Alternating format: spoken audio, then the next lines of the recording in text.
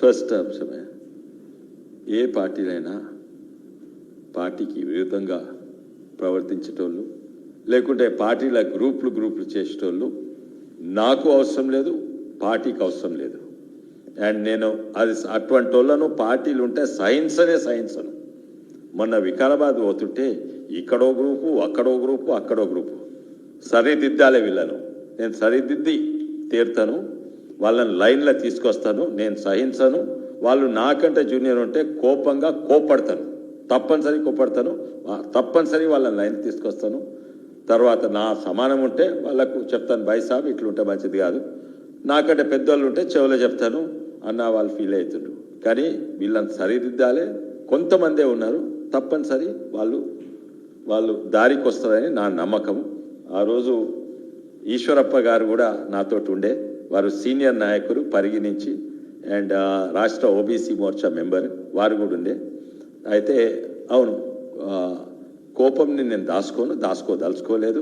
కోపం చూపెడతా, ఎవరి మీద చూపెడతా, ఎవరైతే తెలంగాణ దోసుకున్న కేసీఆర్ ఫ్యామిలీనన్నా వాళ్ళ మీద కోపం చూపెడతా.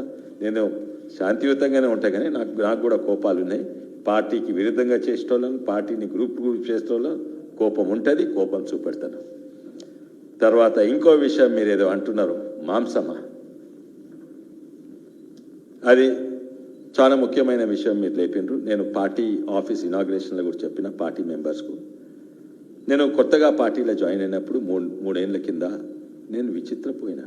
ఏంటంటే అధికారంలో లేదు, 30 ఏళ్ల సంది అధికారం లేదు బీజేపీ పార్టీ.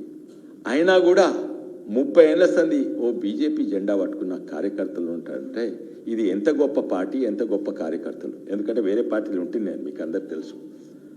2 ఏళ్ళు అధికారం లేకుంటే వాళ్ళు అధికార పార్టీలకు దుంకుతారు, కాంగ్రెస్ అయినా టీఆర్ఎస్ అయినా. కానీ ఈ పార్టీలా 30 ఏళ్ల సంది అధికారం లేకుంటున్నారు. ఎందుకు? ఈ పార్టీకి ఒక సిద్ధాంతం ఉంది. అదేం సిద్ధాంతం? జాతీయవాదం. దాన్ని హిందుత్వ అంటారు, హిందుత్వ అంటారు.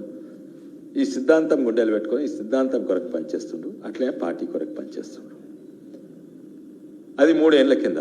తర్వాత పార్టీలో జాయిన్ అయినాక నేను గమనించింది ఏంటంటే, కొంతమంది మంచోళ్ళే పార్టీకి లాభమయ్యేటట్టు పనిచేస్తలేరు, ఇంకా పార్టీకి మంచితనంతో నష్టం చేస్తుండ్రు. అది చాలా కష్టం, వేరే పార్టీ వాళ్ళకి అర్థమయ్యేది చాలా కష్టం. అందుకే వివరంగా చెప్పిన మా పార్టీ వాళ్ళకు ఏంటంటే, బీజేపీ పార్టీ అనేది ఒక పొలిటికల్ పార్టీ, సిద్ధాంతం ఉన్న పొలిటికల్ పార్టీ. కేవలం సిద్ధాంతం కొరకు పనిచేసుడు కాక ఎలక్షన్స్ కొరకు గెలిచేది కూడా కొట్లాడాలి. అయితే ఉదాహరణంగా కొంతమంది ఉన్నారు నాతోటి, నా ఎలక్షన్స్ చాలా మంచిగా పనిచేసిండ్రు, ఆయనకు 5,000 రూపాయలు